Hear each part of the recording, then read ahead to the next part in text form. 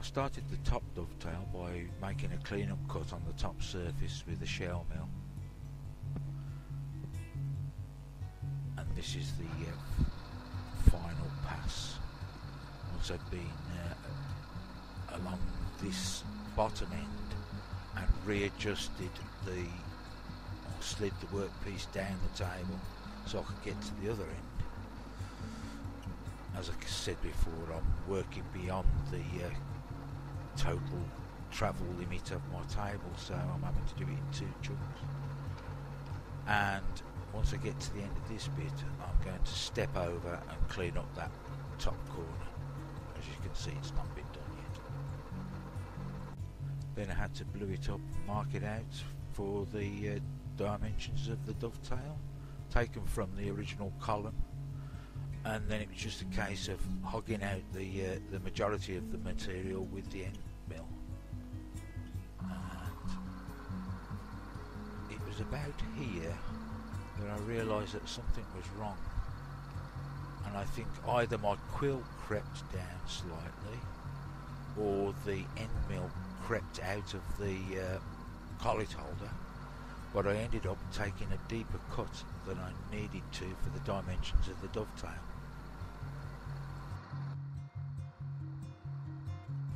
But there was nothing for it but to just finish off the cut and assess the damage at the end.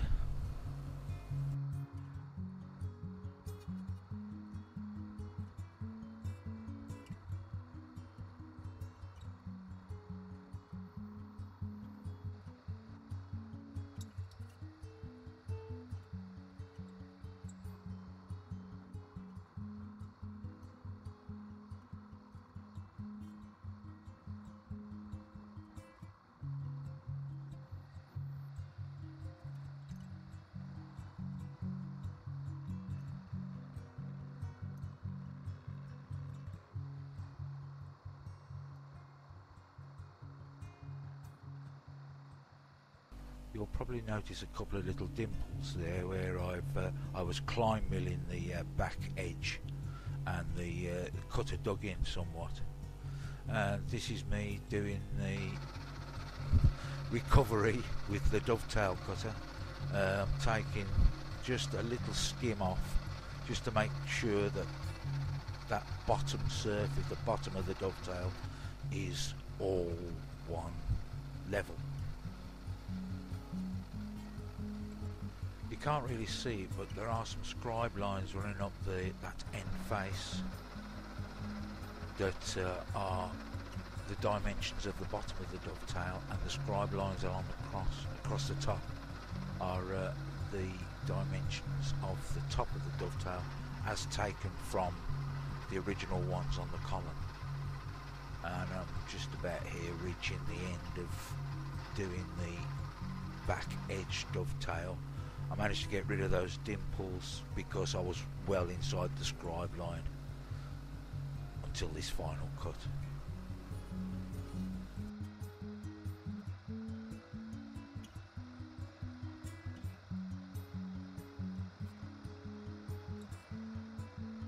As you can see, after cleaning up my accident with the end mill, I've ended up with a dovetail that's too deep into the material. So I'm going to have to take off that top surface, and so I broke out the drum milling cutter again. It does mean that I'm going to lose a couple of millimetres off the height of the riser block, but I wasn't working to any particular dimension anyway. So it was just a case of taking this top surface down till the dovetail was in the right place, basically.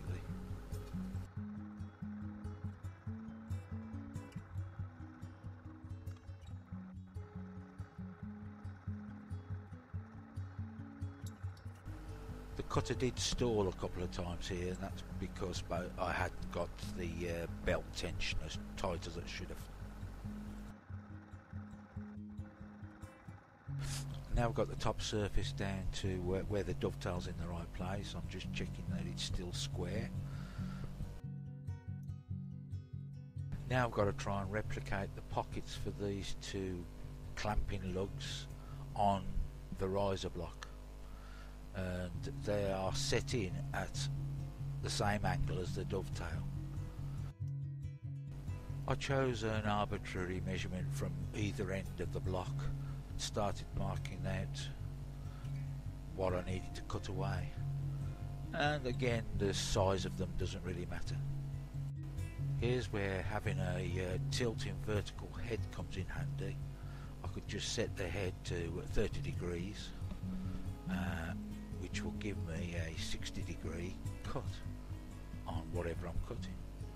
And I rescued another piece of cast iron from another project and started milling off with the shell mill the 60-degree bevel on the cast iron block.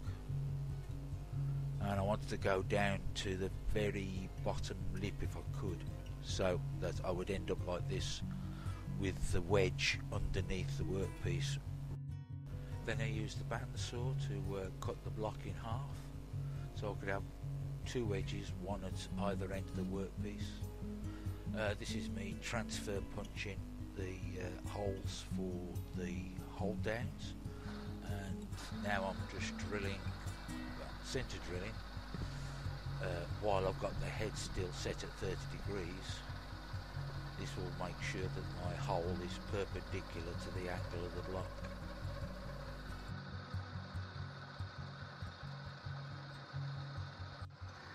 And while I've still got it there, I'm drilling the tap size drill hole, ready for tapping, and then I just tapped it freehand while holding it in the vise.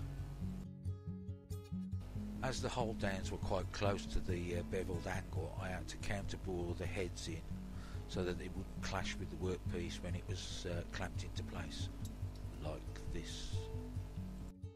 Now this is all the headroom I've got to work with. The knee is all the way down and the quill is all the way up, and as it is, the milling cutter is now going to have to take virtually a full depth cut in one go, which it did, apart from a little bit of tool deflection. I managed to find a stubby drill that would just about fit in there, and the bonus was that it was a counterbore drill, so it gave me a nice flat bottom to the hole. And here I'm going in with a 3/8 BSF, that's pretty standard fine, bottoming tap, and tapped some nice crisp threads.